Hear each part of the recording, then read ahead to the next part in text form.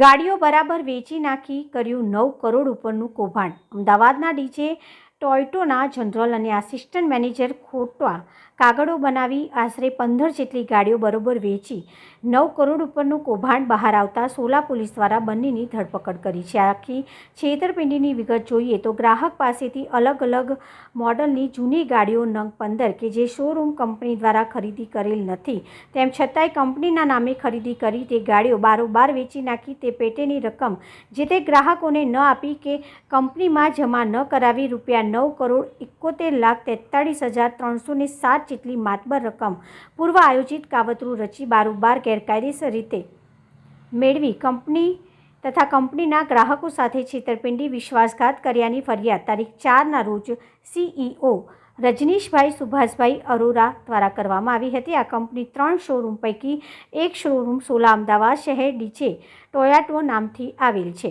જેમાં ત્રીજા વિભાગ યુ ટ્રસ્ટ કે જે યુઝર સેકન્ડ હેન્ડ કાર ખરીદ કરવાનું કામકાજ કરે છે, જેમાં સમીર જીતેન્દ્ર કુમાર શર્મા નાની ભાગોળ તાલુકો પ્રાંતિજ જનરલ મેનેજર તરીકે તથા ચિરાગ નૈનેશભાઈ દત્ત રહે છે ઉદય એપાર્ટમેન્ટ નારાયણપુરા અમદાવાદ શહેર આસિસ્ટન્ટ મેનેજર તરીકેનું અને જૂની કાર ખરીદ તથા વેચાણ કરવાનું તમામ કામકાજ સંભાળતા હતા।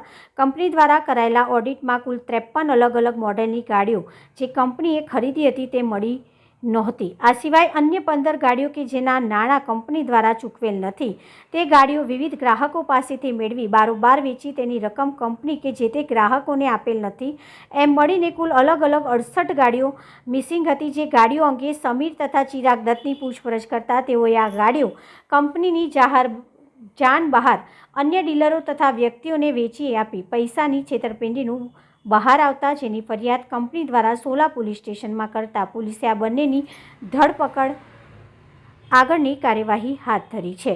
રિપોર્ટર સંજીવ રાજપૂત અમદાવાદ। ગાડી ખરીદવાનું કામ કરતો અને ત્યારબાદ આ ગાડીઓ તેમના સ્ટાફ બારોબાર ડીલરોને વેચતા હોય છે। તે અંગે તેઓએ ગાડીઓનો તેમનો સ્ટોક અને હિસાબ ચેક કરતા તેમાં કુલ 53 ગાડીઓની અછત જણાઈ આવેલ તથા અન્ય કસ્ટમરોની એવી ફરિયાદ આવેલી કે અમે તમને ગાડીઓ આપેલ છે પરંતુ શોરૂમમાં ચોપડે કોઈ એમની એન્ટ્રી બોલતી ના હોય, જેથી બીજી 15 ગાડી કે જે આ બંને કર્મચારીઓએ બારોબાર ડીલરોને વેચી નાખી હોય એટલે ટોટલ 68 ગાડીઓની કુલ રૂપિયા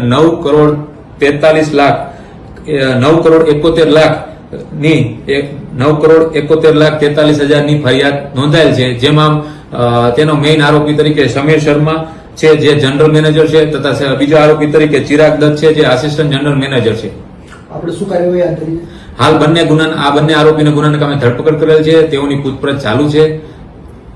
અચ્છા સર, આ બંને આરોપીની એમો શું હતી? કઈ રીતે ચીટિંગ કરતા હતા અને કઈ રીતે આ લોકો ઉચાપત કરી?